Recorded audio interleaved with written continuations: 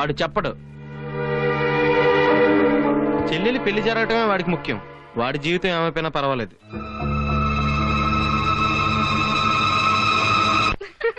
ఇప్పుడు పెళ్లి కలుస్తుంది. వద్దు, తర్వాత పెట్టుకుంటాను. అవి పెట్టుకుంటేనే పెళ్లి కూతురికి అందం. వద్దు, పెట్టుకోవే. నన్ను కాసేపు వదిలేయండి ప్లీజ్.